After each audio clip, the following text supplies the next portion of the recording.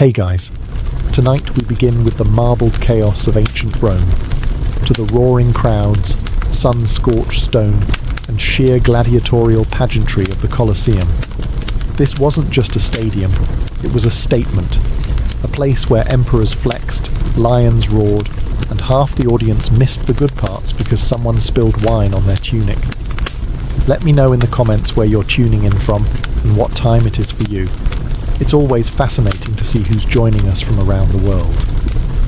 Now, dim the lights, maybe turn on a fan for that soft background hum, and let's ease into tonight's journey together. It's game day in ancient Rome, and if you're a proper Roman citizen, that means one thing: you are not sleeping in.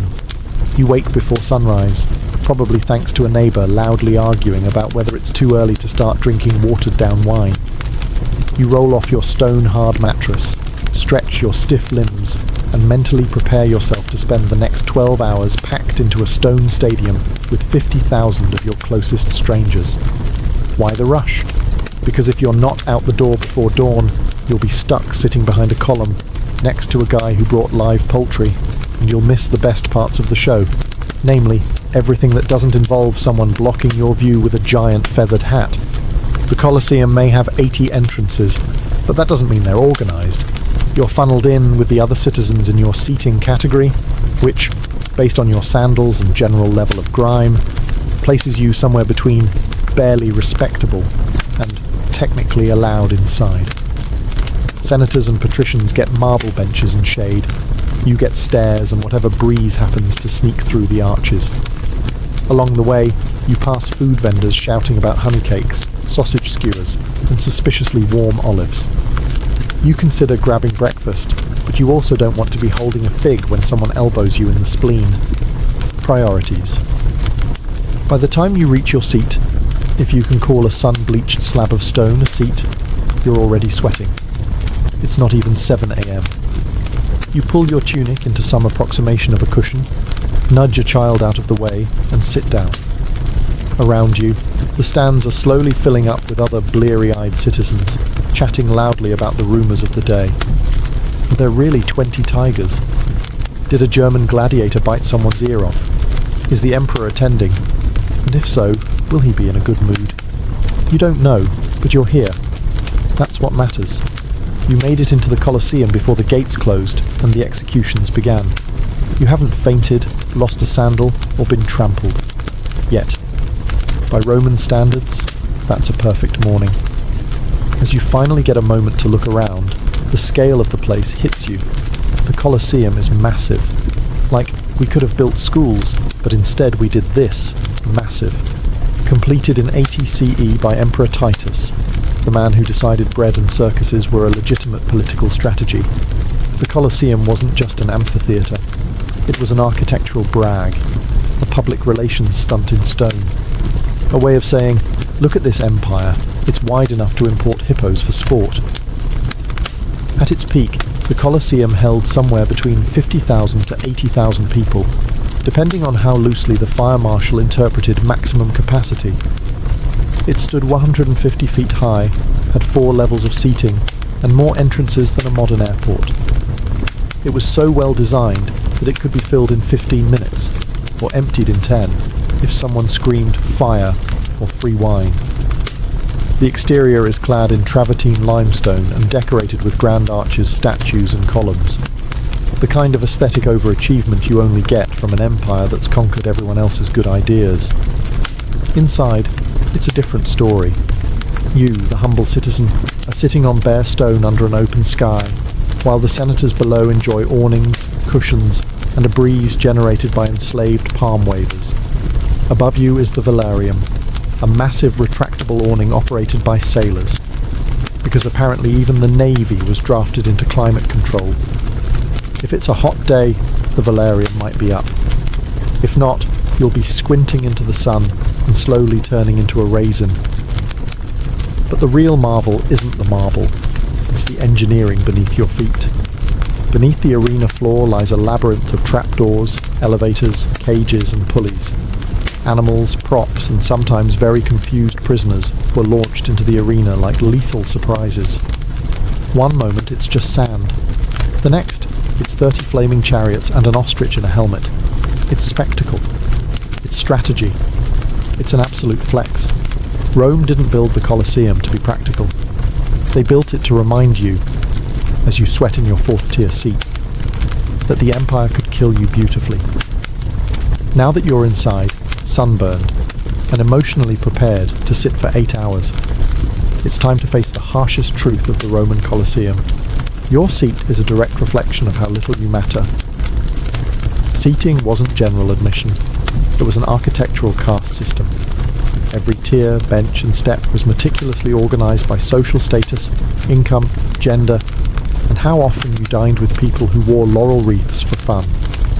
Let's start at the bottom, or rather, the best. The podium level, closest to the action, was reserved for Rome's most powerful citizens. Senators, magistrates, and priests.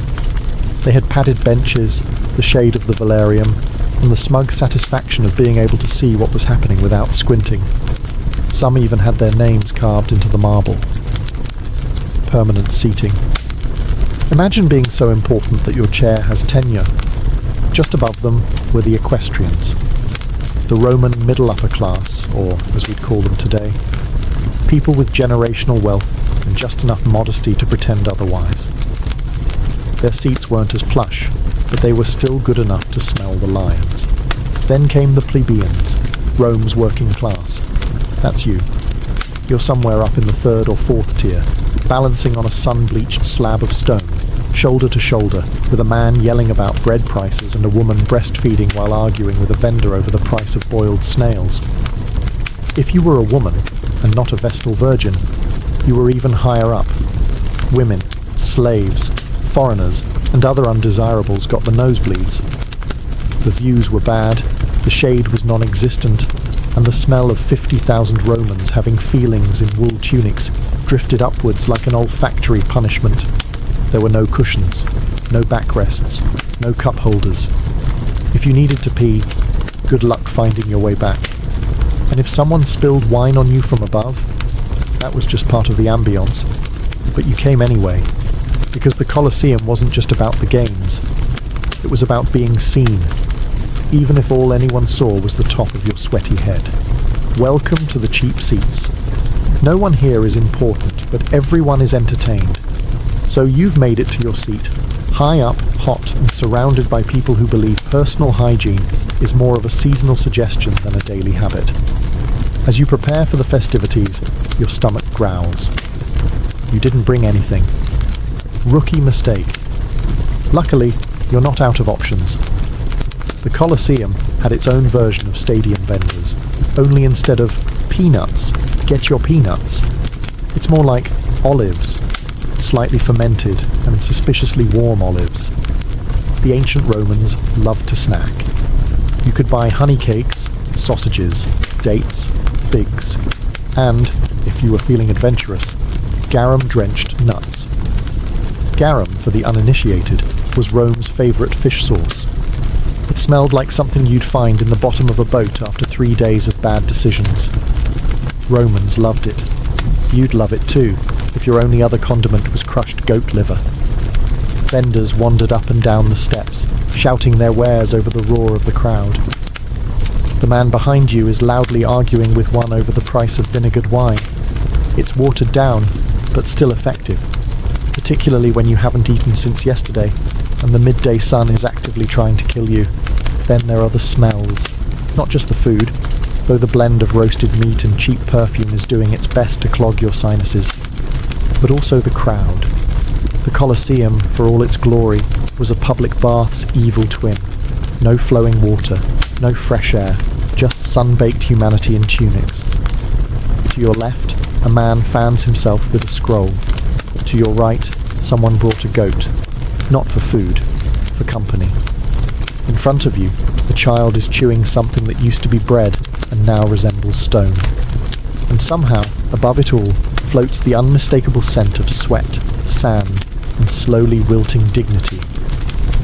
Still, there's an odd charm to it. The vendors are part of the theatre. They know when to quiet down, when to yell, and how to dodge a vomit stain on the stairs like seasoned professionals. You didn't come for the snacks. but now you can't imagine surviving without them, especially once the games start. You'll want something to chew on and emotionally process while watching a man try to fight a leopard with a fork.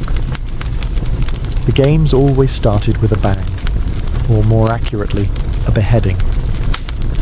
Before the gladiators took the stage, the Colosseum warmed up the crowd with a little morning bloodletting, courtesy of condemned criminals, war prisoners, and people who probably just annoyed the wrong senator.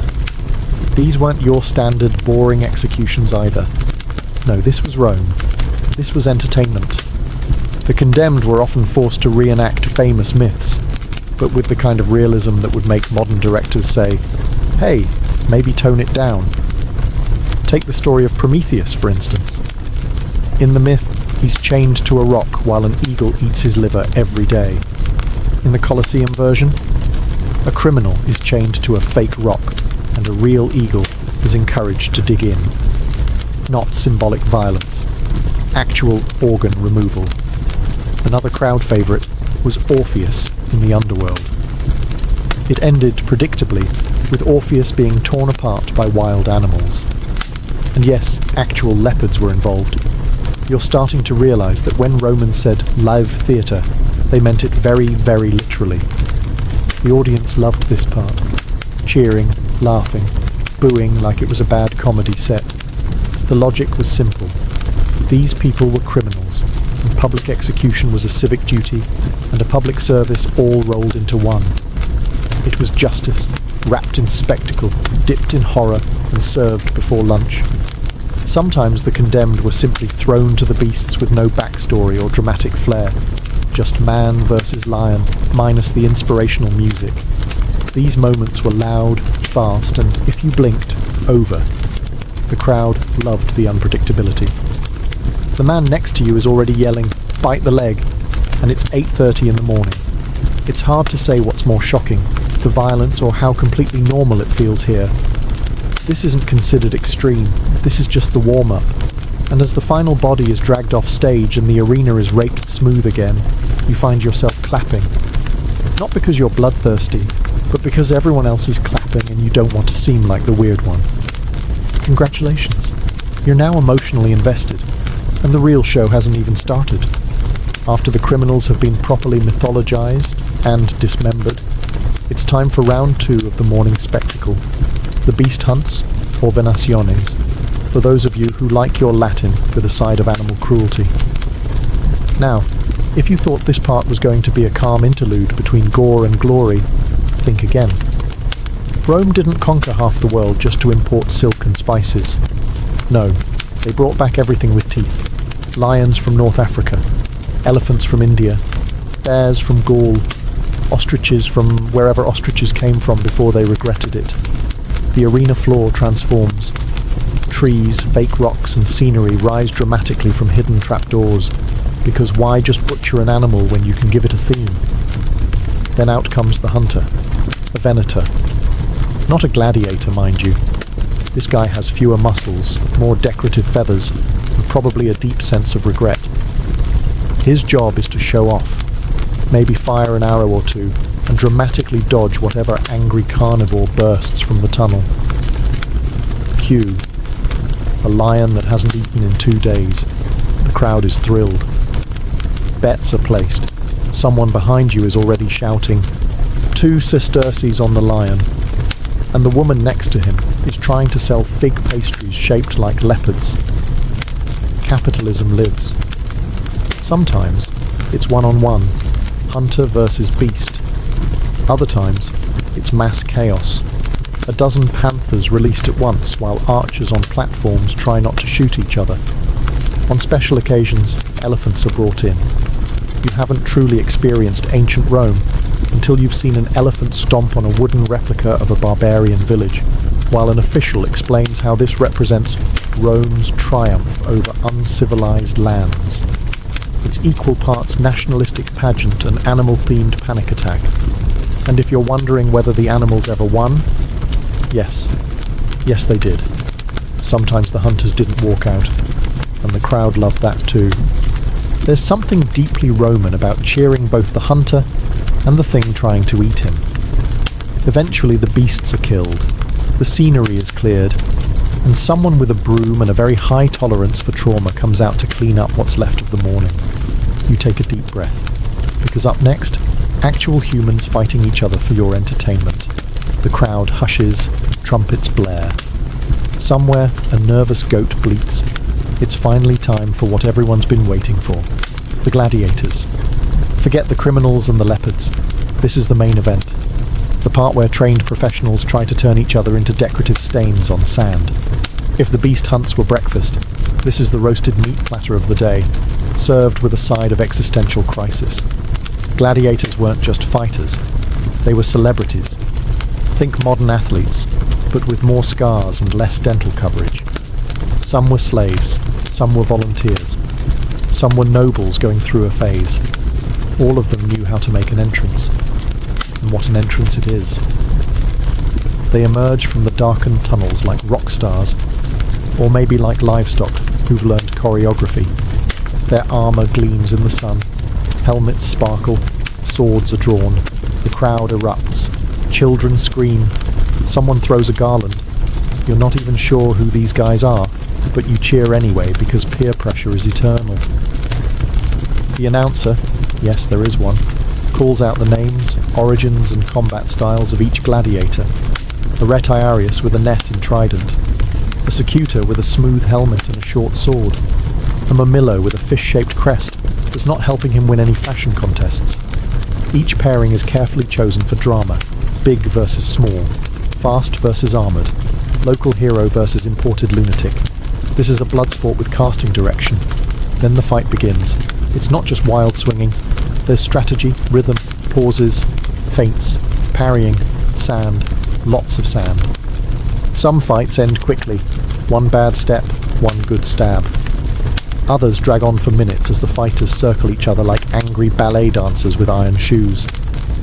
The crowd lives for it, gasping, cheering, shouting unsolicited advice from the upper tiers. Go for the neck! Use the net! Stop tripping on your own shield, Gaius! You're on the edge of your very uncomfortable stone seat, because even from up here you can feel the tension. This isn't some abstract performance. These men are fighting for survival, for fame, for a chance at not dying today. And the best part? It's still only midday. As you settle in for another round of organised mayhem, you begin to notice something. Not all gladiators look the same.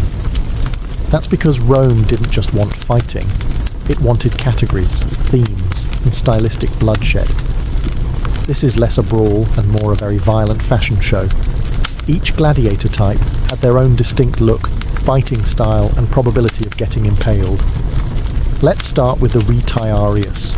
Light armour, no helmet, armed with a net and trident. Basically a fisherman with anger issues. They're fast, nimble, and often pantsless, which adds an extra layer of vulnerability and breeze. Then there's the secutor, their natural enemy. Secutors wear smooth, close-fitting helmets, supposedly to keep the net from catching, and carry short swords. Think of them as anti-fishermen. Their job is to run at the guy with the net and hope no one brought slippery sandals. The mamillo is the tank. Big shield, big helmet, big everything. They're slow but durable, kind of like an armoured ox that took fencing lessons. Their helmets often have fish motifs, which is ironic when they're fighting a guy with a trident. Thracians, Poplomacuses, Dimachaieri, each with their own mix of swords, spears, daggers, and reckless bravado. Some wear greaves and arm guards. Others look like they lost a bet with a blacksmith, but all of them fight with flair. This wasn't just about winning. It was about putting on a show. The audience had favourites, not always the best fighters, but the most dramatic, the ones who posed, roared, or shouted catchy one-liners before lunging. One guy even saluted the Emperor with a spin move. He died 5 minutes later, but boy, did he make an entrance. The weapons were real, the blood was real, the applause also real, and loud. Sometimes you'd swear the guy next to you was going to throw his sandals in the arena out of excitement. And yet, there's something oddly elegant about it all. Technique mattered. Footwork mattered. If you were lucky enough to live past your first few matches, you learned how to fight smart, or at least stylishly. Because in the Colosseum, dying was expected. Dying with bad form. Now that was unforgivable. So the fight is over. One gladiator's standing, sweaty and breathing hard.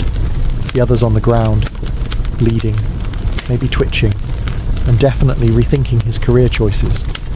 What happens now? Well, that depends on the mood of one man.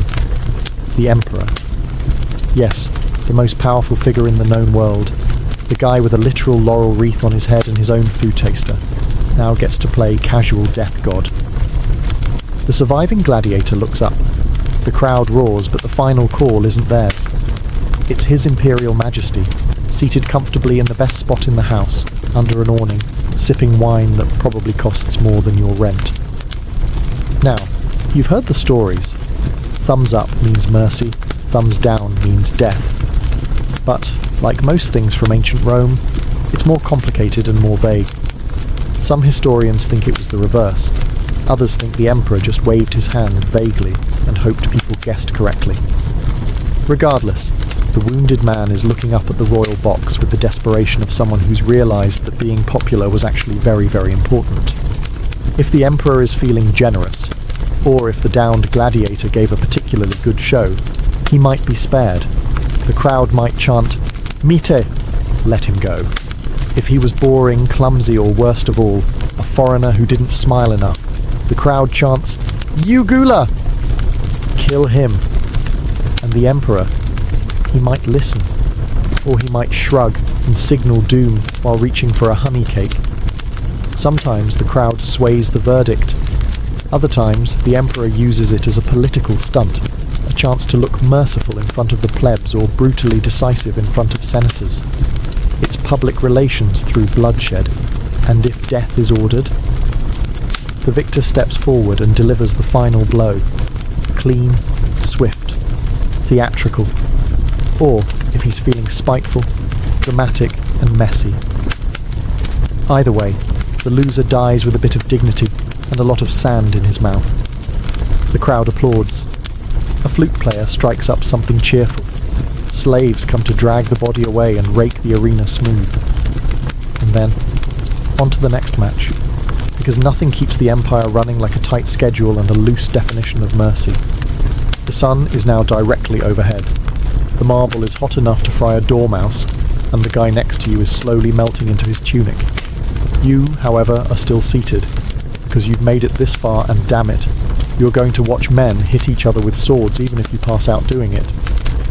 Welcome to intermission, or as the Romans saw it, an opportunity to not die from dehydration before the next round of Mortal Kombat. There's no scheduled half-time show, no gladiators doing synchronized routines to pan flute music, just a lull in the screaming, some polite groaning, and the distinct sound of thousands of people shifting their sweaty bodies on stone. Vendors reappear, somehow louder than before. Wine, olives, salted, something. You buy a cup of lukewarm posca, a vinegar water concoction so tart it could pickle your internal organs, because it's either that or licking condensation off a senator's awning. Meanwhile, slaves rake the arena floor, smoothing out the sand and scooping up any leftover limbs the morning crew missed. The smell. Somewhere between petting zoo, gym locker, and open grave. You try not to breathe too deeply. People use this time to socialise. Senators stretch. Nobles whisper about which gladiator had the best abs. You overhear one man explaining to his wife that the lion clearly deserved to win. She's nodding while fanning herself with a wax tablet. Up in the cheap seats, a man faints. No one moves. Not out of malice. It's just that everyone else is one faint away from joining him. If you're lucky, the Valerium, that massive canvas awning, is extended today. Operated by sailors, because naturally rigging a sunshade requires maritime training, it provides patchy relief from the heat. If you're in its shadow, congratulations. If not, enjoy watching your shadow slowly crisp like an amphora left in an oven. Eventually a trumpet sounds. The crowd stirs. The guy who fainted is awake again, possibly by force. The games resume. You're parched, sunburnt, and halfway to delirious, and somehow you still wouldn't leave early, because in the Roman Colosseum, you didn't just watch history, you sweated directly into it. Just when you think you've seen everything, lions, leopards, blood-soaked gladiators, and a man fainting face first into a sausage tray, Rome hits you with something even more absurd. A naval battle. Yes, inside the Colosseum. No, you're not hallucinating. Though that vinegar wine is doing strange things. This wasn't every day, mind you. Flooding the arena was expensive, dramatic, and logistically chaotic, which made it absolutely perfect for Rome. It showed off not just military might, but engineering arrogance of the highest order. Why not turn a building into a lake, they thought. We have slaves for that. To pull it off, the arena's floor was removed, or hadn't been built yet, early in the Colosseum's career. Then a complex system of aqueducts and drains would flood the space with water. Real water, deep enough for small warships. You watch, astonished, as soldiers dressed like ancient Greeks row tiny triremes into the middle of what used to be the sandpit where you saw a bear disembowel a guy 40 minutes ago. The battles themselves? Less naval strategy, more chaotic splashing with costumes. Ships collided, men jumped from deck to deck, archers fired, sometimes boats caught fire, intentionally, for flair. If you weren't impressed, you might be a corpse. Even the jaded senators raised an eyebrow when a miniature pirate ship exploded. Of course, the participants weren't career sailors. They were condemned men, often criminals, prisoners of war, or just people who fell behind on taxes at the wrong time. Their job was to die theatrically in a puddle that smelled vaguely of donkey sweat and fish sauce. Still, the crowd went wild. This was storytelling on steroids. Mythological reenactments, famous sea battles, all performed live, with props, special effects, and a suspiciously high casualty rate. Think historical reenactment meets live-action drowning. When it was all over, the water was drained. Quickly, somehow. Probably by people whose job titles were simply, "Don't ask." You sit in awe, wondering how you'll ever return to watching street musicians or mimes after this. You've just witnessed an indoor war at sea, and they're not even done. Because after naval combat, it's time for the grand finale. The sun begins to dip, the shadows stretch across the arena sand, and the scent of crushed olives, sweat, and existential dread lingers thick in the air. You've watched men fight beasts, boats sink in a surprise lake, and more blood than you expected to see in one sitting. Logically, this would be the time to go home, take a sponge bath, and question your life choices. But no, this is Rome, which means it's time for the grand finale, a final, carefully choreographed orgy of violence and theatre designed to leave the crowd staggering home in either awe or nausea. Sometimes this meant massive group battles, dozens of gladiators released at once, charging each other in carefully planned chaos. Shields clanged, swords flew, sand kicked up like someone dropped a bag of flour into a wind tunnel. It wasn't subtle, but then again, neither is anything Rome does. Other times they ended with a spectacle so outrageous it defied reason. Think, a gladiator team versus elephants wearing armour, or a duel staged to recreate a legendary myth where both men have rehearsed their deaths for weeks, and then one of them accidentally wins for real. This is where the showmanship peaks. Dying men still try to pose. Survivors scream to the heavens. The crowd, on their feet, a sea of tunics, fists, and enthusiastic moral flexibility. People chant for their favourites. Garlands are thrown. If a gladiator survives the day and has really impressed the crowd, he might even be awarded a wooden sword, the Rudy's, and his freedom. It's rare, but when it happens, everyone cries. Even the wine vendors. The emperor stands, nods, waves, or does something appropriately majestic. Maybe he leaves early, bored.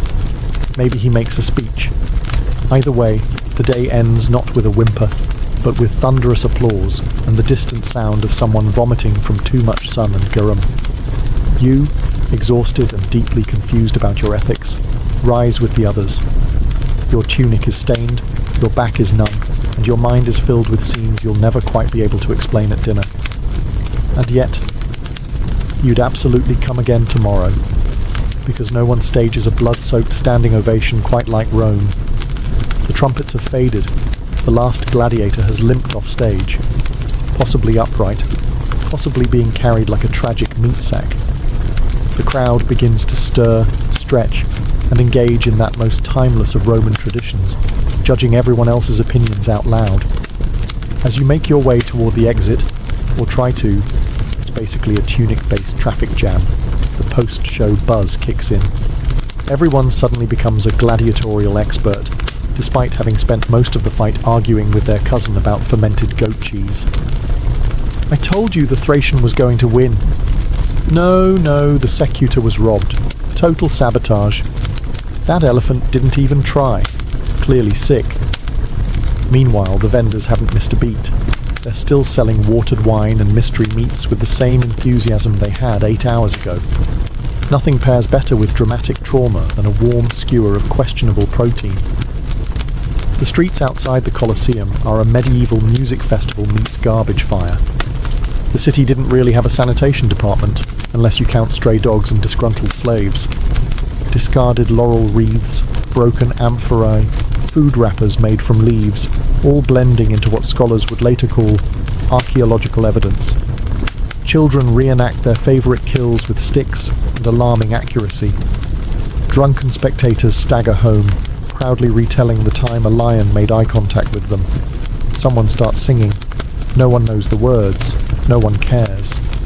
If a gladiator survived the day and was particularly popular, his name will spread through the streets before sunset. He might even get a dinner invite from a senator, or, more importantly, a bath. People will write crude graffiti in his honour. Marcus, Slayer of 5, hot. If he died, well, he might get a funeral. Maybe. Depends on the budget. And you? You're exhausted, covered in a thin layer of sand and regret, and your calves feel like they've been kicked by a centurion. But your heart is pounding, and your brain is still buzzing with every scream, cheer, and trumpet blast. The games are over, for today. But the stories, the arguments, the glory, those will echo through Rome until the next time the Colosseum gates creak open, which conveniently is probably next week. By now you may be wondering, just how much did all this cost? The animals, the armour, the scenery, the wine that tasted like regret. None of it came cheap. Welcome to the economics of Roman entertainment, a financial sinkhole so massive, it probably made accountants weep into their togas. Let's start with the Colosseum itself. Built under Emperor Vespasian and finished by his son Titus, this stone behemoth took over a decade, thousands of labourers, and an ungodly amount of concrete to complete. It could seat upwards of 50,000 people, none of whom paid for tickets. That's right. Entry was free, which is a lovely way to build goodwill and a terrible business model. So, how did they fund this blood-soaked variety show? Answer: conquest money. The Colosseum was famously financed by the spoils of the Jewish war, specifically the looting of Jerusalem, which means every trident and tuna-stuffed date was indirectly sponsored by imperial plunder. Think of it as Rome's version of a military-industrial complex, with more flaming leopards. And then there were the games. A single festival could last 100 days, featuring thousands of gladiators and animals. Feeding, housing, and transporting elephants from Carthage or hippos from the Nile wasn't exactly cheap.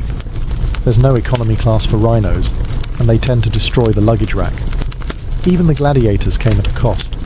Training, armour, medical care. Yes, they had doctors, surprisingly good ones. And of course, burials for the less fortunate. All of it fell on the shoulders of emperors, magistrates, and wealthy sponsors, hoping to gain political points, or just avoid being the next contestant in the arena. Estimates suggest that some of the larger festivals could bankrupt a lesser noble. But hey, if it kept the mob happy, it was worth it. After all, the content citizen was less likely to riot, and more likely to chant your name while you handed out cheap wine. The phrase panem et circenses, bread and circuses, wasn't just philosophy, it was statecraft. Distract the people with carbs and carnage, and you could get away with just about anything. Except, of course, running out of money. That's when the trouble really started. So you've survived a full day in the Colosseum. You've witnessed executions, beast hunts, shipwrecks, sword fights, sunstroke, questionable sausages, and an entire empire's fragile ego on display. And the real mystery isn't how anyone survived the heat, it's why they came back. The answer is simple. Rome knew how to put on a show. For the average Roman citizen, especially those in the lower classes, life outside the arena was, well, let's say, unforgiving. Cramped apartments, uncertain food supplies, public toilets that doubled as conversational spaces, and a city that smelled like ambition, sewage, and goat. But for a few glorious hours, the Colosseum offered escape. Inside those towering stone walls, you weren't a shoemaker with back pain or a slave with terrible luck. You were a spectator, a part of something larger, a witness to triumph, tragedy, and highly choreographed maulings. It was also where Rome told its story, not with books or lectures, but with spectacle. Each fight symbolized the strength of the empire, the order of Roman civilization triumphing over chaos, or at least some guy named Chaos getting decapitated. And let's be honest, humans have always had a complicated relationship with violence. The Colosseum just industrialized it. Where else could you eat a fig tart while watching a Macedonian duel a Gaul under flaming javelins? There was also social pressure. Everyone went. Senators, merchants, beggars, gossiping widows. To skip the games was to miss the thing everyone else would be talking about. You'd be the person at the dinner party going, "Wait, they had ostriches today?" And suddenly no one wants to sit next to you. And finally, let's not forget the simplest reason. It was free. You could complain about the noise, the blood, and the flaming boats, but your wallet remained blissfully untouched. Rome might be an empire built on conquest and taxes, but it knew how to buy loyalty with deadpan pageantry. So the people kept coming back. For the thrill, for the story, for the chance to forget, just for a moment, that outside the arena they were at the mercy of senators and sewer rats. Inside, they were spectators, and in Rome, that was the closest most people ever got to power. Imagine a medieval town before the rise of guilds. The year is 1100. The air stinks of smoke, sweat, and horse dung. Narrow streets wind through cramped wooden houses, and behind every rickety stall someone is trying to sell you something. A shoe, a pot, a hunk of bread, all of wildly different quality. You need new boots. The first cobbler says he trained under a master in Paris. The second says he trained under the moon and stars. Their shoes look the same at a glance, but one falls apart in the rain, and the other gives you blisters so bad they'd get their own death certificate. This was the medieval economy before regulation, a chaotic buyer-beware world of guesswork and salesmanship. Artisans were mostly on their own. There were no standard training paths, no oversight, and no organisation protecting the interests of workers or customers. Anyone with tools and a prayer could claim to be a craftsman. Some of them were geniuses. Most of them were, let's say, experimental. If you were an apprentice, good luck. Maybe you were lucky enough to learn under a skilled blacksmith who didn't drink molten iron. Or maybe your master used you as a glorified bellows and taught you nothing useful except how to avoid being hit with a hammer. Your career success depended almost entirely on who you managed to beg, bribe, or flatter into training you, and forget fair wages. Since there were no collective bargaining rights, employers could pay workers whatever they wanted, usually the bare minimum, unless you had connections or muscle. Customers weren't safe either. Bread might be filled with sawdust, pottery might crack before you got home. Tailors could cut you a doublet so misshapen it looked like it had been made for a goat with scoliosis. Quality and honesty were optional, not required. There was a growing sense of dissatisfaction. Towns were expanding, trade was increasing. The risks of shoddy craftsmanship and dishonest dealers became more than just local annoyances. They threatened economic stability. And out of that chaos, a solution began to form. One that would reshape not only work, but entire cities. They called it the Guild. So how did the guilds begin? Slowly, quietly, out of necessity, like all great systems. In towns across Europe, skilled artisans and tradesmen began to meet in taverns, churches, and even under trees in the village square. They were bakers, smiths, tailors, carpenters, men and women whose livelihoods were being undercut by frauds, cheats, and hacks. They didn't call it a guild at first, just a gathering of those who actually knew what they were doing. At first, it was about protecting their name. If someone sold a warped sword and called themselves a smith, that reflected badly on all smiths. So they started setting rules. Don't undercut prices, don't use cheap materials, don't train fools. It wasn't long before these little circles formalized. They gave themselves names, codes of conduct, and, crucially, control. If you wanted to work in their town as a mason, for example, you had to go through them. No approval, no customers, no job. These early guilds were part labour union, part trade school, and part secret society. And yes, there were candles, chants, and weird initiation rituals, because this was medieval Europe, and everything had candles and weird initiation rituals. Guilds didn't just form in big cities. Even small towns had their own local weavers' guild, or coopers' guild. They worked together to regulate quality, enforce fair wages, and maintain ethical standards. If you sold bread with ground-up bones in it, yes, people did that. The Bakers' Guild would fine you, shame you, and possibly throw you out. Good luck making a living after that. For the common worker, this was a lifeline. Suddenly there was a path forward. If you were poor but skilled, a guild could help you rise. You'd start as an apprentice, train under a master, and eventually submit your masterpiece, a literal test project, to prove your worth. If accepted, you joined the ranks of the professionals. The towns liked this too. Guilds meant better products, less fraud, and a stronger economy, and they could be taxed. Let's not forget that part. No system spreads without someone getting paid. By the 12th century, guilds weren't just common. They were powerful. They set prices, controlled markets, and in some towns had more influence than the mayor. And if you dared go against them, well, that's where things got serious. Joining a guild wasn't as simple as raising your hand and saying, "I make shoes now." No. Guilds were gatekeepers of tradition, skill, and, let's be honest, money. And they had rules. Lots of them. First, you started at the very bottom, an apprentice. Usually a boy around 12 or 13, though girls could apprentice too in trades like weaving or baking. You'd be sent off to live with a master, not just to learn the craft, but to be raised in the trade. It was part job, part adoption, part medieval boot camp. You'd clean the forge, run errands, stir the dye vats, and maybe, just maybe, be allowed to touch actual tools after a year or two. You were paid nothing. In fact, your family often paid the master to take you. And the training? Grueling. If you survived the years of labour and didn't accidentally kill yourself with a misplaced chisel, you could graduate to the next level.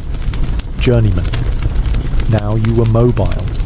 You could travel, hence the name, from town to town, working for various masters, perfecting your craft, and getting paid a wage. But you still weren't a full member. That title was reserved for those who submitted a masterpiece, a finished product so flawless it would be judged by the guild elders themselves. Imagine the pressure. You spend months crafting a single item, a chair, a sword, a tapestry, knowing that a crooked stitch or uneven weld could send you back to journeyman status. If you passed, congratulations. You are now a master, with the right to open your own shop, train apprentices, and have a say in guild politics. But being a master didn't mean freedom. You were now beholden to the guild's book of rules, and oh boy, was it thick. You couldn't work outside guild hours. You couldn't undercut the agreed-upon price. You couldn't hire too many workers or use unapproved materials. Violations meant fines, blacklisting, or worse, public humiliation. And yes, there were official punishments for shoddy work, up to and including being banned from the town. Every guild also had its own rituals, symbols, and oaths. Some had patron saints. Some had guild halls grander than churches. It was part club, part cartel, part medieval mafia. And now that they had power, guilds weren't afraid to use it, not just to protect their trade, but to shape entire cities. By the 13th century, guilds weren't just part of town life. They were town life. Walk through a bustling medieval city like Bruges, Ghent, or London, and you'd see their influence everywhere. Streets were often named after trades: Baker Street, Fishmonger's Lane, Cordwainer's Alley. The finest buildings? Not palaces, guild halls. These were towering stone structures that served as meeting places, event venues, courts, and yes, occasionally taverns after hours. Guilds dictated not only what got made, but how, when, and by whom. They regulated prices to prevent undercutting, set minimum standards for quality, and even determined how many workers a master could employ. The goal wasn't just competition, it was control, stability, predictability. A guild town was an organised town. City governments knew better than to challenge guilds. In fact, most mayors and councilmen were guild members themselves. You couldn't rise to power without guild backing. Elections? Those were often decided behind closed doors in guild halls, not in public squares. Some guilds even kept private armies of armed men to protect their members and negotiate with the authorities if taxes got too high. Guilds also acted as social safety nets. If you got sick or injured, your guild helped pay your bills. If your house burned down, they sent aid. If you died, they paid for your funeral and made sure your widow and kids didn't starve. In a world without insurance, social security, or labour laws, the guild was your lifeline. And let's not forget the guild festivals. Each trade had a patron saint. Bakers had Saint Honoré, blacksmiths had Saint Eligius, and everyone had a reason to throw a parade. These festivals featured processions, pageants, feasting, and generous quantities of whatever booze was appropriate for the trade. Sometimes they even had competitive games. Imagine a tug of war between butchers and tailors, and you'll get the vibe. Of course, guilds didn't always play nicely with each other. Tensions often flared between different trades, especially when overlapping duties created turf wars. Should a cobbler or a tanner be allowed to make riding boots? Should a carpenter be allowed to repair a ship? These disagreements could lead to lawsuits or fists. Still, guilds brought order to chaos. They turned towns into engines of commerce, skill, and civic pride. But as their influence grew, so did their arrogance, and their enemies. For all their benefits, medieval guilds were not warm, inclusive havens of brotherhood. They were exclusive, elitist, and, once they got a taste of real power, deeply corrupt. Want to join a guild as a master? Good luck if you weren't the son of a master, or didn't have the right connections. The masterpiece you submitted? It didn't matter how flawless it was if the elders just didn't like your face, your family, or your newfangled ideas. In many towns, guilds turned into hereditary clubs, where bloodlines mattered more than skill. If you were an outsider, a newcomer to the town, an ethnic minority, or simply poor, the doors were closed, permanently. You could toil as a journeyman your entire life, and still never be allowed to set up your own shop. The guild would just keep raising the bar. This rug isn't symmetrical. This sword is too sharp. This loaf of bread doesn't have enough soul. They had 100 ways to say no. And if you tried to work without guild approval, they'd shut you down. Literally. Guild enforcers, and yes, that was a real thing, would smash your goods, drive out your customers, or fine you into poverty. In extreme cases, rogue craftsmen could be publicly flogged, imprisoned, or exiled. The guilds called it protecting standards. Critics called it a monopoly. Guild masters also played dirty with politics. Many bribed officials to maintain their privileges, dodged taxes, or bullied rival guilds out of influence. Blacksmiths might sabotage carpenters, brewers might rat out bakers, and tailors might rig a vote to secure city contracts. These weren't just craftsmen, they were kingmakers. And then there were the women. In theory, some guilds allowed women, especially in textiles, brewing and food preparation. But in practice, women were often relegated to the sidelines. Widows of masters could take over shops, but rarely gained full membership. Even when they ran successful businesses, guilds frequently ignored, excluded, or outright erased them from records. Power belonged to men, and even skilled women had to fight tooth and nail for recognition. Guilds had started as protectors of quality and fairness, but by the 14th century, many had become self-serving gatekeepers, rich, rigid, and resistant to change. And that rigidity would be their greatest weakness in the centuries to come. Despite their flaws, one thing guilds did exceptionally well was education, or rather, vocational domination. In a time when universities were reserved for theologians, lawyers, and the occasional monk with a good memory, guilds handled the real-world stuff. How to make boots, build bridges, brew beer, and not die while doing it. Training wasn't casual. It was a years-long, structured, often grueling process. An apprentice's life revolved around two things: the workshop and the master's temper. From dawn till dusk, they watched, repeated, and slowly earned the right to do more than just sweep the floor or pump bellows. The master wasn't just a boss. He was a teacher, parent, disciplinarian, and, depending on your perspective, a tyrant with a hammer. Discipline was strict, expectations were high, and mistakes were rarely tolerated. Burn a batch of wool, that's a week's wages gone. Drop a chisel on your foot, clean up the blood and get back to work. Yet for all the hardship, this was the golden ladder. An ambitious apprentice could over time become a journeyman, travel the realm to gain experience, and eventually, if the stars aligned, produce their masterpiece and rise to master rank. It was the closest thing the medieval world had to social mobility. Journeymen also had their own subculture.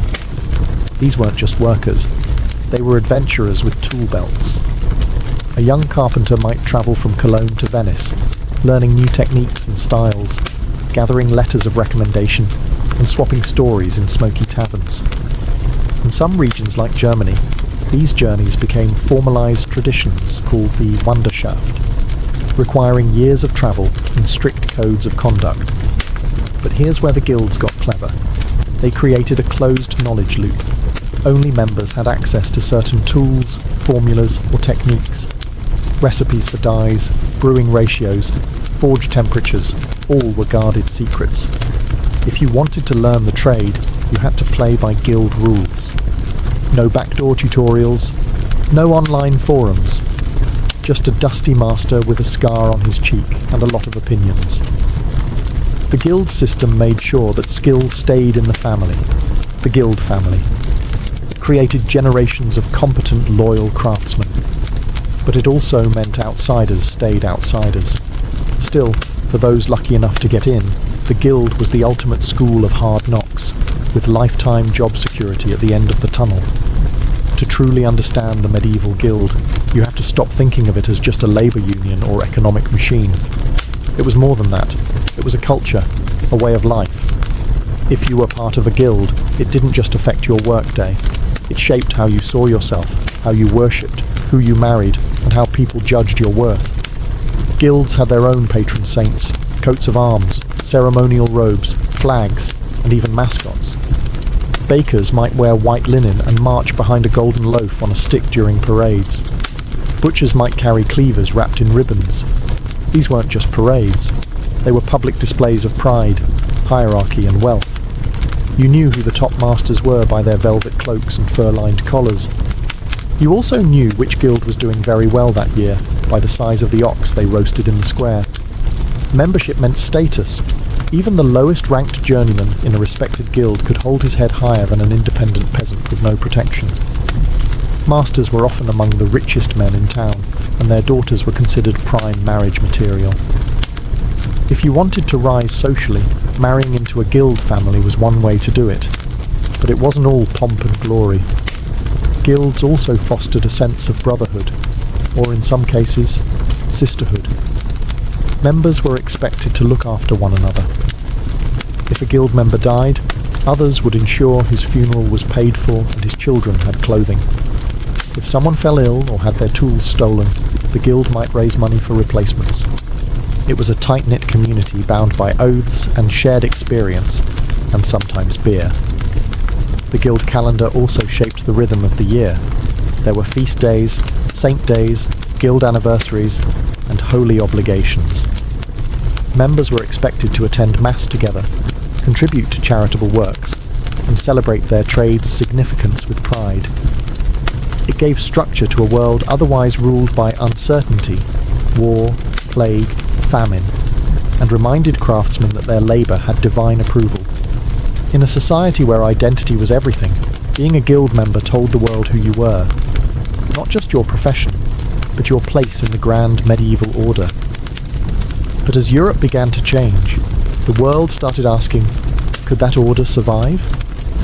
For centuries, guilds had ruled the streets, economic titans in velvet cloaks. But by the late 15th and 16th centuries, cracks began to appear in their stone-solid foundations. The medieval world was changing fast, and the guilds, once engines of innovation, suddenly looked more like relics. First came the population boom. Cities expanded, trade exploded, new towns emerged overnight. The guilds, built for small communities, struggled to control a world spinning faster than they could regulate. Their carefully crafted rules couldn't keep up with the flood of new workers, new goods, and, worst of all, new ideas. Then came the merchants. While guilds made things, merchants moved them, and they didn't care about tradition. They cared about profit. They formed their own powerful associations, merchant leagues, shipping cartels, banking dynasties. Unlike craft guilds, these groups didn't care whether your thread was spun by hand or powered by a water wheel. Efficiency trumped purity. The Renaissance didn't help either. Suddenly, thinkers and reformers were questioning everything. Religion, monarchy, even the old trade hierarchies. Critics called guilds stiflers of progress, too rigid, too protective, too obsessed with secrets. Inventions like the printing press spread new techniques far and wide, bypassing guild approval entirely. But the biggest blow came from capitalism. As Europe moved toward market-based economies, entrepreneurs started opening workshops outside guild control. They hired dozens of unskilled labourers to mass-produce goods at lower prices. No masterpiece required. This early form of industrialization made the old apprentice-journeyman master ladder look painfully slow. And as monarchs centralized power, they began breaking guild monopolies. Kings and queens wanted direct control over trade and taxes. Guilds were in the way. Charters were revoked, rules rewritten, privileges stripped. In some places, guilds were outright banned. Guilds tried to adapt. Some merged, some modernized, some begged for royal favours. But the tide was against them. By the 18th century, in many cities, guilds had become ceremonial fossils. They still held festivals, wore robes, and gave speeches. But the real economic power had shifted elsewhere. What had started as a revolutionary force for order and quality had over time become what it once opposed, a barrier to progress. Still, their legacy didn't vanish. It simply changed shape and set the stage for what came next. Though the medieval guilds faded from power, their fingerprints are still all over modern society, if you know where to look. That trade school down the street? That's a direct descendant of the guild's apprentice system. The idea that you must train under someone skilled before being certified. That's guild logic. Even the word masterpiece still echoes its original use, a test of craftsmanship to prove your worth. Unions? Guilds were their ancestors, the OG labour protectors. They organised strikes, demanded fair wages, provided injury support, and resisted exploitation long before Marx wrote a single word. And while modern unions may be less ceremonial and slightly less obsessed with St. Crispin, their goals remain shockingly familiar: dignity, stability, and protection for the working class. But guilds also shaped our ideas about professionalism. The notion that a trade isn't just a job, but a calling, something worthy of pride, standards, and community. That's guild thinking. The plumber with certifications, the electrician with a license, the architect with a professional board. They're all walking in the footsteps of medieval masons and carpenters. Even business culture owes them a debt. Corporations and LLCs? Medieval guilds had charters, regulations, membership tiers, and communal resources. Their meeting halls looked suspiciously like today's boardrooms, except with more candles and fewer spreadsheets. Guilds also left a deep cultural mark. Towns still celebrate them through street names, coats of arms, and historic festivals. Some modern livery companies in London, like the Worshipful Company of Goldsmiths, still operate today, holding on to ancient traditions in a world run by algorithms. And perhaps most importantly, guilds gave medieval workers identity. In a brutal world of warlords, famine, and plague, being a guild member meant you had a place. You mattered. You were part of something bigger than yourself. Of course, guilds weren't perfect. They hoarded power, excluded outsiders, and often stifled innovation. But in a chaotic, unregulated world, they carved out stability and structure where there had been none. They didn't just shape trades, they shaped towns, lives, and futures. So next time you walk down a street called Butcher's Row, or see a sign for a master carpenter, remember, you're seeing the shadows of a system that, for better or worse, built the very idea of work as we know it. In the medieval world, life was shaped by the church calendar, and the church had a strict rhythm: repent, fast, then feast like your life depended on it. And after weeks, sometimes months, of going without butter, meat, or even joy itself, when the fast ended, the feasting didn't just begin, it erupted. Religious holidays were the designated times when people could let loose, legally and spiritually. From the highest lord to the lowest ploughman, there was a shared understanding. God was watching, and today he was fine with second helpings. These weren't casual meals. They were full-blown communal events with roasted meats, trenchers piled high, and pitchers of ale and spiced wine passed down long candle-lit tables. The feasts blurred the lines between religious observance and good old-fashioned revelry. People went to mass in the morning, then to the manor hall or town square in the afternoon to eat, drink, and often dance until they couldn't see straight. Why such excess? Because it was the reward. Take Lent, for example, 40 days of fasting before Easter. No meat, no dairy, no eggs, and in some especially pious corners of Europe, no laughter. So when Easter Sunday finally arrived, it wasn't just a celebration of resurrection. It was a mass jailbreak from culinary purgatory. Even monasteries, the very symbols of discipline, weren't immune. On feast days, monks would lay out fine breads, fish stews, fruit pies, and yes, even wine. They followed the rules, sure, but they also found creative ways to define what fasting really meant. Spoiler, beaver tails counted as fish. These holiday feasts were social glue. Neighbours sat elbow to elbow. Rich and poor mingled, though not exactly equally.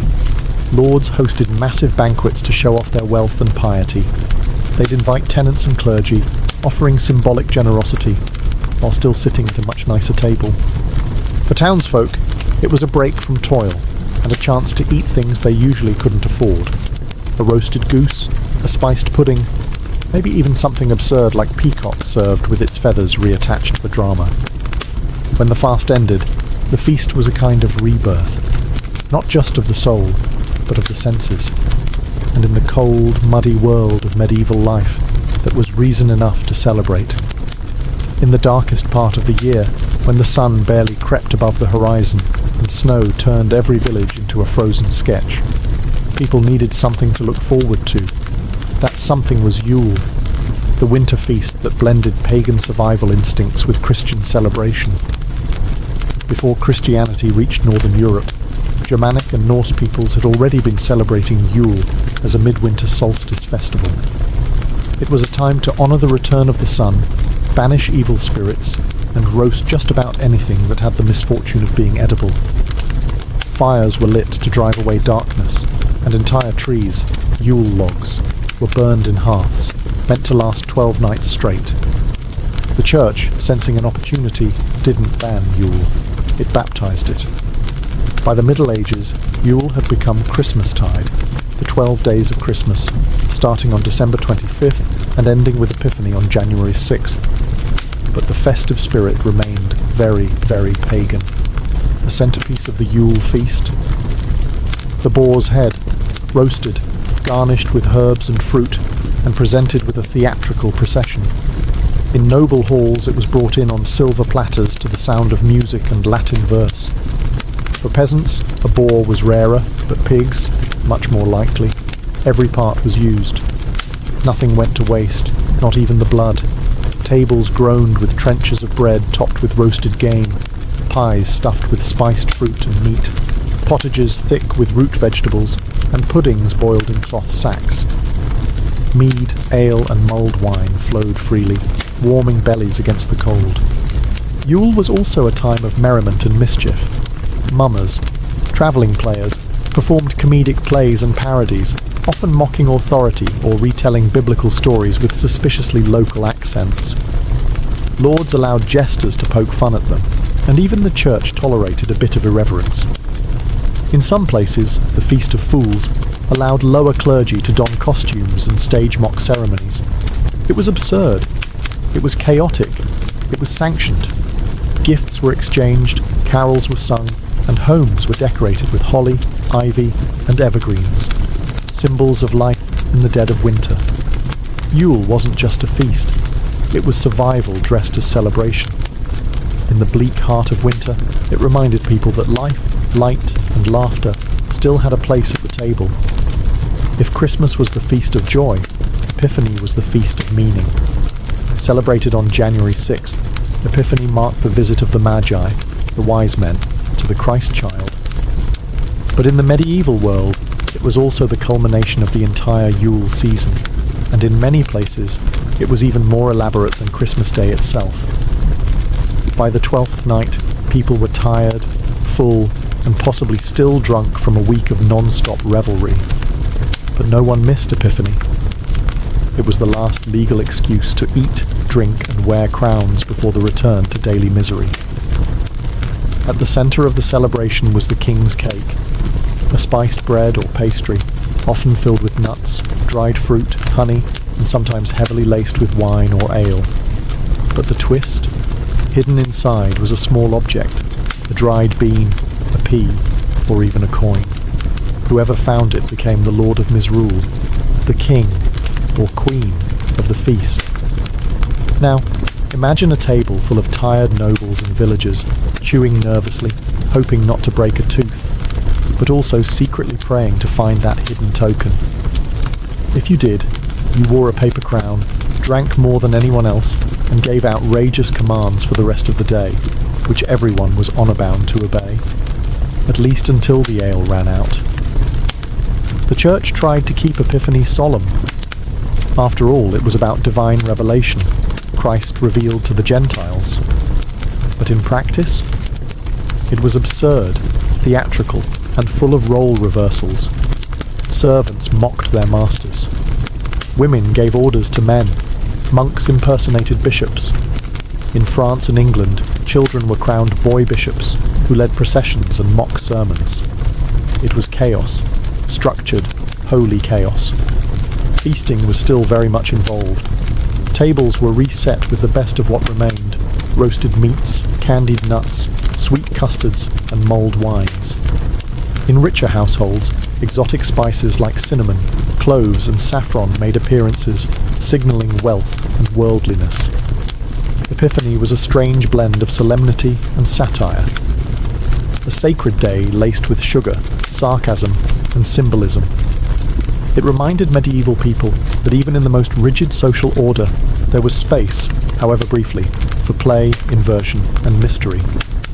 After Epiphany, the long winter resumed.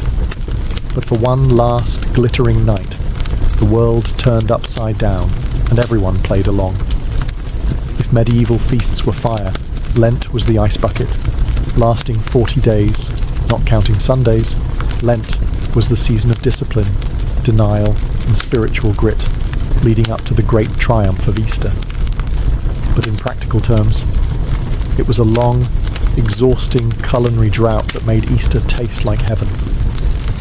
Lent officially began on Ash Wednesday, following the riotous indulgence of Shrovetide, a pre-fast spree where people cleared out their pantries in one last glorious binge of butter, eggs, and meat. It was the medieval version of eat everything before the diet starts. Pancakes, pastries, sausages, anything rich or fatty had to go. Then the fun stopped. During Lent, meat was strictly forbidden. Dairy, eggs, and even certain fats were also off limits, depending on the region and level of devotion. That meant no milk in your porridge, no cheese with your bread, no lard for your vegetables. It was a diet built around fish, legumes, onions, leeks, and penance. Monasteries had rule books to guide this austerity. Lay people followed the example, sort of. While some genuinely suffered through Lent with humility, others learned to improvise. In medieval France, beaver tails were classified as fish, and thus fair game for fasting. In some places, barnacle geese, mysterious birds that supposedly grew on driftwood, were also eaten, since they were considered half fish, half bird. Science? No. But spiritual loopholes? Absolutely. But for most people, Lent was hard. Especially the poor, who had no salted meat or luxury items to give up in the first place. They just got hungrier. Children grew listless, energy drained from fields and workshops, and the world seemed grey, physically and spiritually. And that's precisely why the Easter feast mattered so much. The more intense the fast, the more glorious the reward. Lent wasn't just a theological ritual. It was a psychological setup for the most joyous meal of the year. The deprivation carved out space for the celebration. By Holy Saturday, kitchens came alive.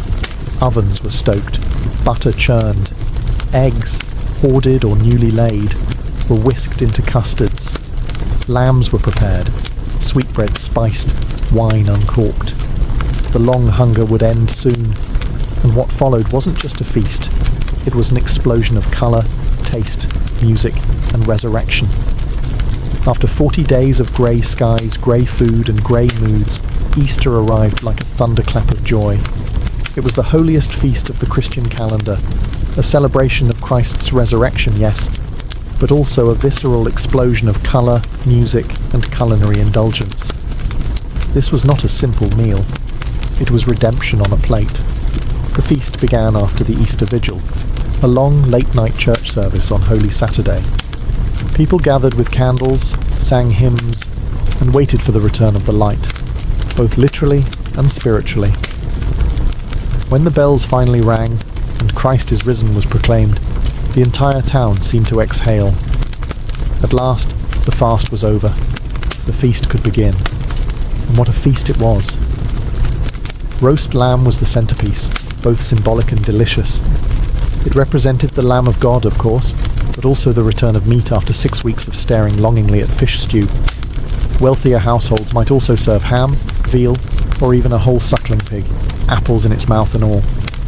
For those who couldn't afford meat, they made do with eggs, cheese, and breads enriched with butter, luxuries that had been forbidden just days before.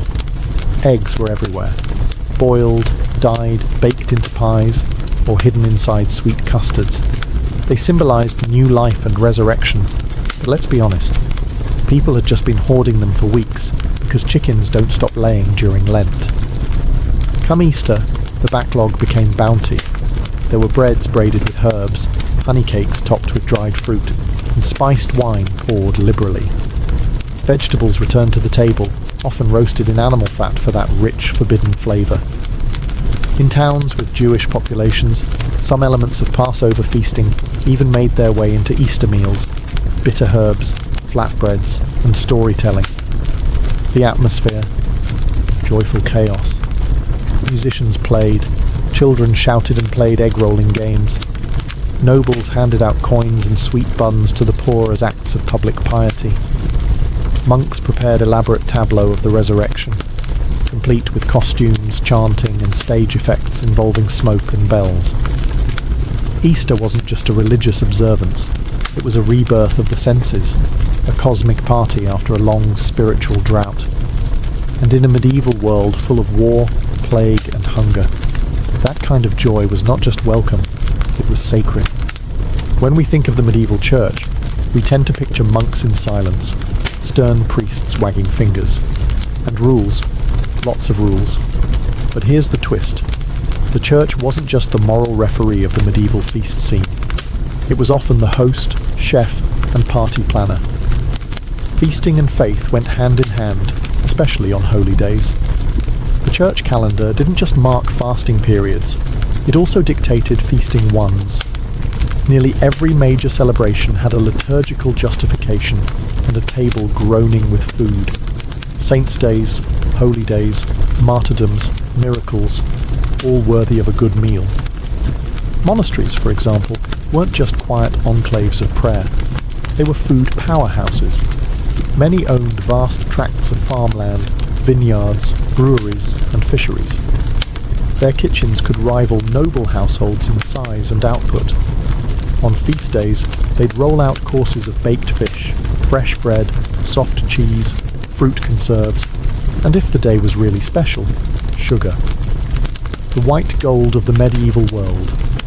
For bishops and abbots, lavish hospitality was practically expected. It showed piety, generosity, and power. Hosting a proper Easter or Epiphany banquet, complete with clergy, nobles, and poor villagers, was as much a religious act as saying Mass. It was charity wrapped in pastry. Even lower clergy participated. Parish priests would often hold feasts for their congregations, blessing the food and wine before joining in. Sometimes, the churchyard itself became a festival ground, filled with music, dancing, and tables set under the open sky. Sermons in the morning, cider by sundown. Of course, there were critics. Some reformers grumbled that monks were becoming too soft, too fond of roast goose and strong ale. There were complaints about gluttony in the name of God, especially when abbots had private dining rooms with velvet cushions and silver cutlery. But for the most part, the church defended these feasts as expressions of divine joy. Spiritual celebrations made material. Feasting wasn't just tolerated by the church, it was theology you could taste. Bread wasn't just food, it was sacrament. Wine wasn't just drink, it was celebration. And joy, after all, was one of the fruits of the spirit. In medieval Europe, to feast was not just human, it was holy. Medieval feasts weren't just about food, they were full-blown sensory spectacles. If you were invited to a holiday banquet, you weren't just coming to eat, you were stepping into a carefully staged performance, where roasted boars shared the spotlight with jesters, musicians, mimes, dancers, and the occasional fire breather. Let's start with the basics. Music and dancing. Minstrels were as essential to a feast as the meat. They played lutes, flutes, drums, and bagpipes, weaving in songs about saints, battles, courtly love, or just mildly offensive peasant humour. After enough wine, everyone, from knights to cooks, might join in singing bawdy songs or stomping in impromptu reels around the hall. Then came the mummers, travelling players who performed masked plays known for their absurdity and irreverence. Mumming was part theatre, part ritual, part fever dream. Actors wore animal masks, dressed as kings or angels, and told tales with heavy doses of slapstick and satire. Saints' lives were reimagined with local accents, devils were played for laughs, and biblical scenes got suspiciously personal. The Feast of Fools, in particular, leaned hard into this, turning the world upside down with mock sermons and role reversals. And of course, there was tableside entertainment. Ever seen a meat pie that, when sliced, released a flock of live birds? Medieval diners did. It wasn't uncommon for dishes to double as stage props. Pastries shaped like castles, sugar sculptures of dragons, even roasted swans redressed in their feathers. These were culinary stunts designed to make jaws drop. Rich lords might hire acrobats or animal trainers, even dwarfs or jesters, to perform tricks between courses. The point wasn't subtlety, it was spectacle. The feast was theatre, and every guest had a front row seat. Even the food told stories. Symbolic dishes represented religious ideas, fish shaped like crosses, loaves baked with hidden icons, coloured sauces aligned with liturgical meanings. Nothing was accidental. Everything, from the plate to the performance, reinforced the sacred and the spectacular. To eat at a medieval holiday feast was to be inside the story, singing, laughing, gasping at fireballs or edible castles. In a world with no Netflix, this was the blockbuster premiere, and it came with pudding. Not all medieval feasts were created equal. While the holiday calendar was shared by everyone, peasant, priest, and king, what actually landed on your plate varied wildly depending on your status. In theory, everyone was celebrating the same holy day. In practice, you might be chewing on cabbage stew while the nobility dined on roasted peacock. Let's start at the bottom, the peasantry. Holiday feasts were a rare break from monotony and hunger. Most of the year, meals were built around grain, porridge, coarse bread, and whatever seasonal vegetables survived the cellar. But on major feasts like Easter or Epiphany, even the poorest households scraped together something special. A chicken might be slaughtered. Butter, hoarded for weeks, could be churned and slathered on fresh bread. Simple pies were filled with apples or onions. Ale flowed a little freer. And if a local lord was feeling generous, he might host a public feast in the village square, offering roasted meat, soup, or sweet buns to the masses, partly out of piety, partly out of political optics. In towns, the emerging middle class of merchants and artisans feasted with more flair. They had access to better ingredients, imported spices, and bigger ovens. Their holiday tables might include dried fruits, honey cakes, sausages, meat pies, and cheese aged in cellars under cobbled streets. Guilds often organised communal feasts, reinforcing both brotherhood and social order. It was a display of civic pride and financial success. But then there were the nobles, for whom feasting was performance art. A royal Christmas or Easter banquet wasn't just a meal, it was a message. Roasted boars with apples in their mouths, towers of marzipan, fish dyed gold, pastries shaped like animals, castles, even saints. Each course arrived with music, fanfare, and sometimes a line of servants bearing flaming torches. Their ingredients came from far and wide.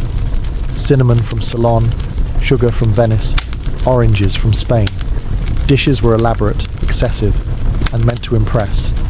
And unlike the peasants, nobles dined on white bread, fine wine, and meats forbidden to others during fasting periods, all thanks to special permissions or medical reasons.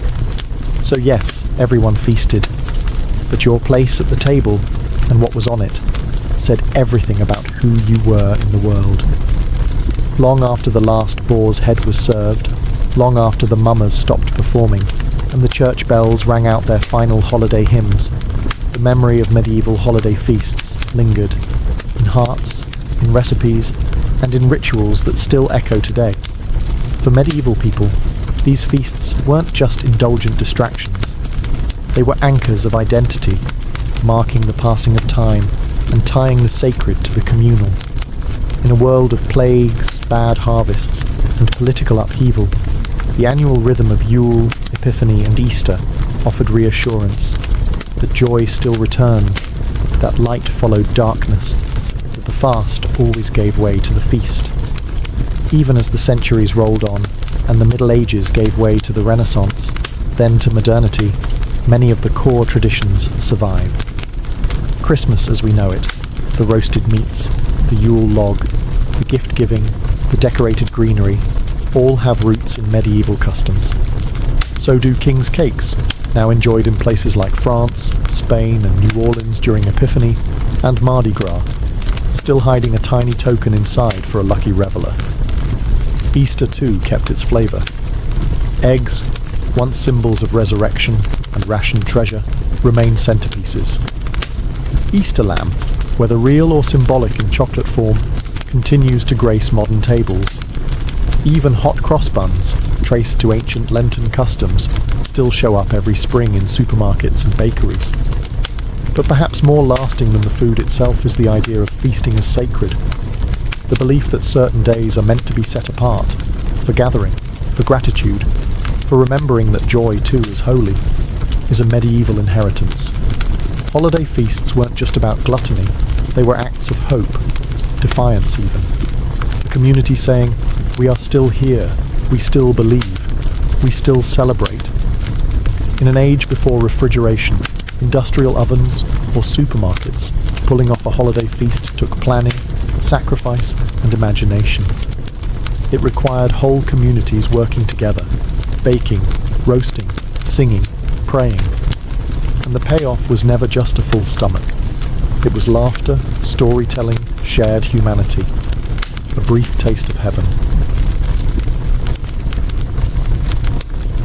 In the grand halls of imperial Rome, where marble gleamed and whispers travelled faster than horses, Faustina the Younger entered the world in 130 CE. She was not born into ordinary nobility, she was born into the pinnacle of Roman prestige. Her father was Antoninus Pius, a man destined to become emperor. Her mother, Faustina the Elder, was already an icon of Roman matronly virtue. Faustina the Younger didn't just inherit wealth or a name, she inherited expectation. Raised in the elite imperial court, Faustina grew up surrounded by statues of gods, guarded by senators, and tutored by some of the sharpest minds in the empire. She learned Latin and Greek before most Roman girls learned how to weave. Her education wasn't ornamental, it was political. She was trained in stoic thought, in the art of rhetoric, and in the careful performance of virtue. Her childhood was a dress rehearsal for empresshood, but behind the polished bronze and public rituals, Roman imperial life was a tightrope walk. Faustina was not just her parents' daughter, she was a piece on the board, a tool to reinforce dynastic succession and public trust in the Antonine family. From the moment she could walk, every gesture was part of a wider play. Her smile was diplomacy, her silence, calculation. And yet, even in this rigidly controlled environment, Faustina showed signs of strength. She was known for her poise, her presence, and later, her charisma, traits that would serve her well in a world dominated by political intrigue and fragile male egos. Her lineage set her apart. She was the great niece of Hadrian, future wife of Marcus Aurelius, and mother to the infamous Commodus. Even before her marriage, her destiny was set in stone, literally. Busts of her mother lined temples, coins bore her name, and poets praised her bloodline as divine. But greatness is a double-edged sword. The same fame that elevated Faustina also placed her under constant scrutiny. Whispers would follow her for the rest of her life, some adoring, others scandalous. From the beginning, she wasn't just a Roman woman. She was a symbol, and in Rome, symbols had to shine, or be shattered. In 145 CE, at just 15 years old, Faustina the Younger married her cousin, a quiet, serious philosopher named Marcus Aurelius. It was a political union, carefully arranged to solidify dynastic continuity, but surprisingly, it became something else entirely, a true partnership, unusual for an imperial marriage. Marcus was not yet emperor, but everyone knew it was coming. He was Hadrian's chosen heir through adoption, groomed from youth in the ways of Stoic philosophy. Faustina, for her part, was not just a decorative bride. She was already groomed for the throne, raised with the bearing of an empress. Together, they became the golden couple of the Antonine dynasty. And yet, this was no fairy tale. The Roman world was filled with civil unrest, border wars, and plagues. Being empress wasn't about silk and feasts. It was about representing strength, producing heirs, and keeping the imperial image spotless, all while navigating a court full of whispers and daggers. Faustina rose to the challenge. She embraced the role of Augusta, the empress consort, with conviction. Statues of her were erected across the empire. Coins were minted with her image beside Marcus, signalling her central role in Rome's stability. She didn't just stand beside the throne, she shared its weight. She also took on the traditional role of mother of the empire, quite literally. Over the course of her marriage, Faustina gave birth to at least 14 children, though only a few survived infancy. Among them was Commodus, a boy who would later rule, and nearly ruin, the Roman Empire. Despite the loss and political stress, Marcus adored her. His meditations, that quiet personal work of stoic reflection, occasionally hint at a man deeply grateful for his wife's strength and loyalty. He called her faithful and praised her virtues, even as gossip about her swirled in Roman salons and barracks. Because for all her dignity, rumours clung to Faustina like perfume. Stories of affairs, political manipulation, and wild behaviour would dog her for decades. Some exaggerated, some invented by enemies, some perhaps uncomfortably close to truth. But whatever the truth, Faustina was no passive ornament. She was a force beside the throne, elegant, effective, and already controversial. And her real influence was just beginning. To be a Roman empress was to be a mother, not just to children, but to the empire itself. For Faustina the Younger, this was not symbolic. She was quite literally the womb of dynastic survival. Over the course of her marriage to Marcus Aurelius, Faustina gave birth to an astounding 14 children. It was both a political necessity and a personal ordeal. Every successful birth meant another potential heir, another safeguard for Rome's future. But the grim reality of Roman medicine meant that most of her children died young. Only a handful survived to adulthood. Each loss was a private grief, made public through shrines, mourning rituals, and silent imperial processions.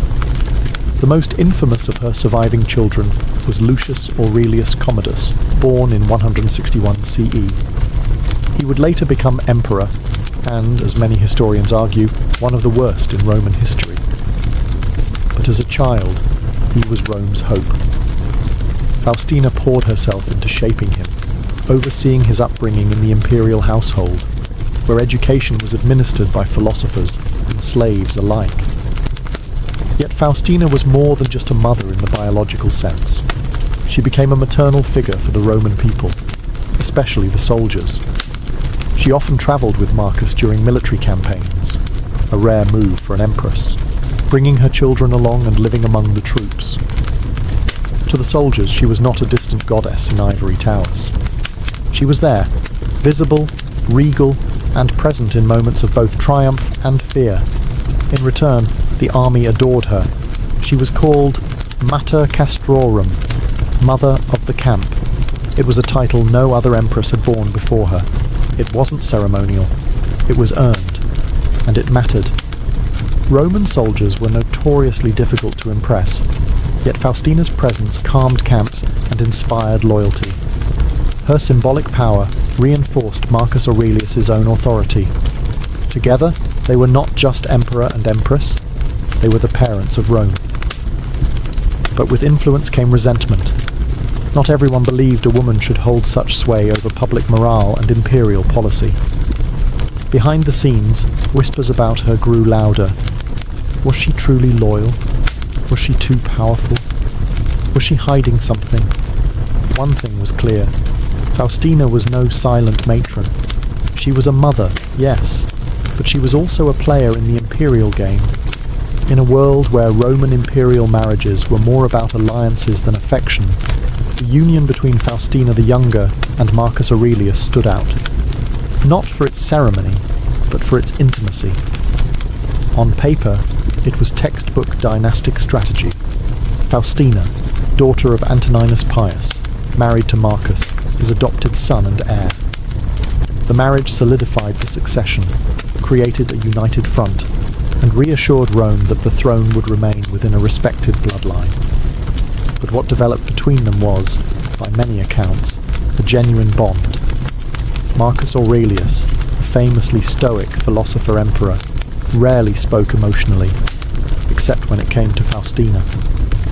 In his Meditations, a deeply private text never meant for publication, he wrote of her as his most faithful and beloved wife. In a world of arranged unions and interchangeable empresses, that line spoke volumes. Their partnership was political, yes, but also collaborative. Faustina travelled with Marcus on campaign. She supported his decisions, even in the brutal chaos of frontier warfare. In return, Marcus honoured her publicly. He granted her unprecedented titles, minted coins bearing her face, and involved her in key ceremonial roles. She wasn't just an accessory to power, she was half of the equation. And yet, the Roman public was divided. To the military, she was a beloved presence. To the Senate and aristocracy, she was a more complicated figure. Rumours trailed her like perfume. Some claimed she had lovers among the gladiators. Others whispered of political manipulation, emotional instability, even conspiracy. There was no concrete proof, only shadows and hearsay. But the Roman elite was never one to let facts get in the way of a juicy scandal. What's remarkable is that Marcus never wavered. While other emperors might have exiled or quietly replaced a troublesome wife, Marcus remained loyal. Either he didn't believe the rumours, or he didn't care. Their marriage lasted 30 years, through war, plague, rebellion, and immense personal loss. And while historians still debate whether the loyalty was mutual, the emperor's devotion was undeniable. In the end, theirs was a marriage everyone watched, half scandal, half legend, entirely unforgettable. But as the empire descended into chaos, even the strongest unions would face breaking points. For all her titles, triumphs, and imperial honours, Faustina the Younger was never free from the long shadow of scandal. From the palaces of Rome to the far-flung provinces, her name stirred admiration, suspicion, and sometimes thinly veiled disgust. The Roman elite whispered that Faustina was unfaithful, impulsive, and dangerously ambitious. The most infamous rumour? That her son, Commodus, was not the child of Marcus Aurelius, but the product of an affair with a gladiator. It was a story fit for the amphitheatre, the empress, descending from her marble pedestal to consort with the bloodied champions of the arena. Scandalous? Absolutely. True? Almost certainly not. Yet the story persisted, not because of evidence, but because it fit the narrative the Senate wanted to believe. They despised Commodus, and needed someone to blame for his erratic, cruel reign. Faustina, already dead when Commodus took power, made a convenient scapegoat. There were other stories too, tales of political scheming, of manipulating Marcus behind the scenes, of playing favourites at court. Critics painted her as a Roman Helen of Troy, a woman whose beauty and influence could sway the empire's fate. And like most powerful women in ancient history, that mix of visibility and authority became a magnet for slander.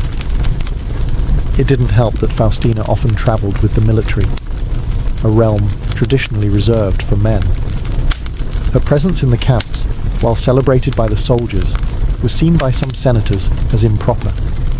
What kind of empress sleeps under canvas, dines with centurions, whispers orders outside the forum? Even her charity work, her sponsorship of orphanages and support for the poor, was twisted into political theatre by her detractors. Was she truly generous, they asked, or simply buying love to offset her personal reputation? Through all of it, Marcus Aurelius never flinched. He continued to refer to her as loyal, honoured her with statues, and praised her memory after her death. Either he was blind to her faults, or he knew the rumours were just that, rumours. In truth, the scandal says more about Rome than about Faustina. A powerful woman who defied quiet expectations was bound to attract enemies. And Faustina, for better or worse, never played small. It was highly unusual, almost unthinkable, for a Roman empress to follow the legions into battle. But Faustina the Younger did exactly that. In 161 CE, Marcus Aurelius inherited an empire in crisis. From the Parthian frontier in the east to the unruly Danube in the north, Rome's borders were aflame. Civil unrest, disease, and foreign invasions turned what might have been a philosopher's reign into a soldier's grind. And through it all, Faustina travelled with him. She didn't just make ceremonial appearances. Faustina lived among the troops, enduring the same cold, mud, and tension as any officer. She visited camps, oversaw supply distributions, and tended to the morale of soldiers. To the men, she wasn't just a distant goddess on coins. She was there, in person, bearing the hardships of war with imperial grace. It was during these campaigns, especially along the Danube during the Marcomannic Wars, that Faustina earned her most famous title, Mater Castrorum, or Mother of the Camp. It was more than a flattering nickname. It was a formal recognition of her presence, leadership, and connection with the legions.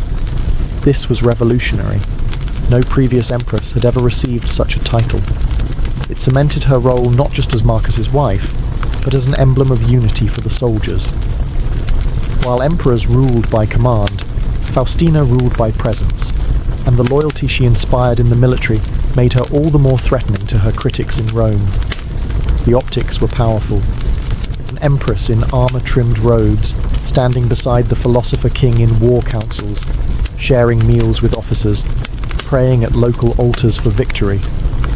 She blurred the lines between ceremonial and strategic, and the empire took notice.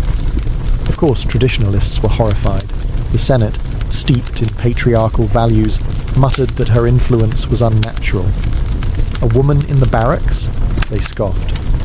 But for the common soldier, and for many in the provinces, she became a symbol of hope. An empress who did not retreat into marble halls, but stood with Rome on the frontier. Faustina's time on campaign wasn't a footnote.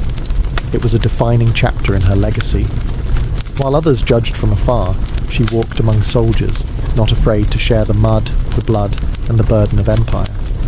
In 175 CE, Faustina the Younger died suddenly in the remote town of Halala, in the mountains of Cappadocia, far from Rome and far from peace. She had followed Marcus Aurelius deep into the empire's turbulent eastern frontier, once again travelling with the military during a time of chaos. She was only around 45 years old. Her death came shortly after a major crisis, the rebellion of Avidius Cassius, a Roman general who falsely declared himself emperor under the mistaken belief that Marcus had died. The coup failed, but it shook the empire, and it may have broken Faustina's spirit. Some sources even suggest she had backed Cassius in secret, though this was likely a slander invented by her enemies after the fact.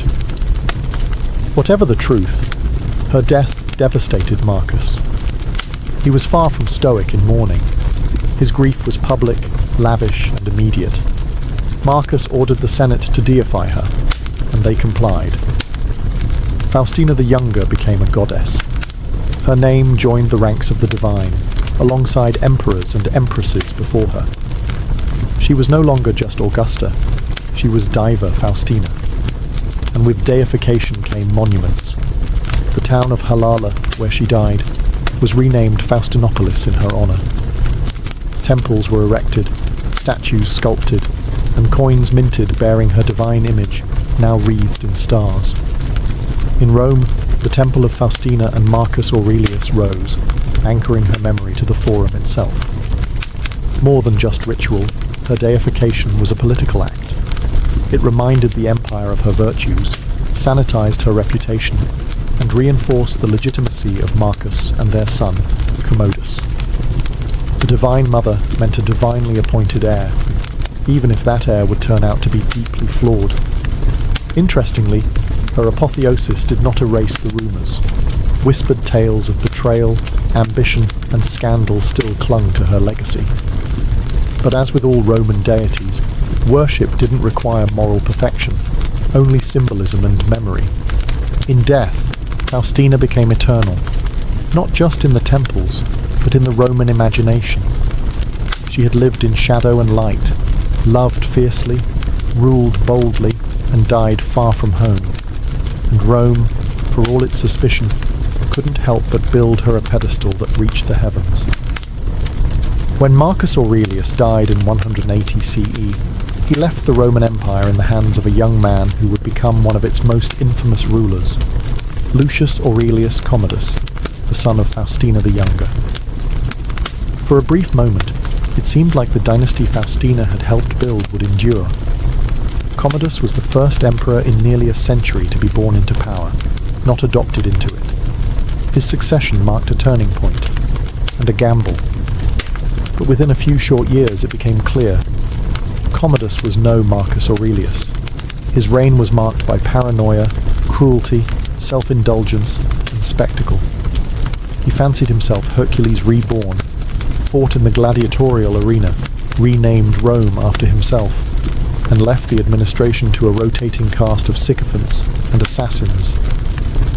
And inevitably, the question arose, was Faustina to blame? Ancient historians, always eager to moralize, looked backward through Commodus's madness and found, conveniently, his mother. They dredged up every rumor, every whisper of infidelity, every accusation of scheming, and painted Faustina as the true seed of the empire's corruption. If Commodus was a monster, surely his mother had either birthed it or moulded it. But this is more political narrative than fact. Faustina died when Commodus was just a teenager. By all accounts, she had played a central role in his early education and upbringing, surrounding him with tutors, philosophers, and statesmen. She travelled with him on campaign, helped prepare him for imperial life, and oversaw his introduction to Roman politics. But no mother, divine or mortal, could completely control the future, not in a world as unstable and brutal as Rome. Some historians today suggest that Faustina's early death may have removed the only person who could have grounded Commodus. Without her presence, he was left under the influence of corrupt courtiers and opportunistic handlers. Marcus, exhausted and grieving, may have failed to recognize how far his son was drifting. Still, her legacy was now tied to Commodus's shadow. Her deification remained untouched, but her memory became complicated. A tragic symbol of how even the best-laid dynastic plans can unravel. She had birthed a god. She had buried children. And she had given Rome an emperor it would never forget. For all the wrong reasons. Faustina the Younger died nearly 2,000 years ago, yet her story still flickers in marble statues, coin portraits, and the brittle pages of ancient histories. Her legacy is a mosaic of contradictions, empress and scandal, mother and manipulator, goddess and mortal woman. In her lifetime, she was one of the most powerful women in Roman history. She advised emperors, influenced troops, bore heirs, and stood on the edges of battlefields, actions that would terrify any traditional Roman senator. And because of that power, she became a lightning rod for gossip and myth.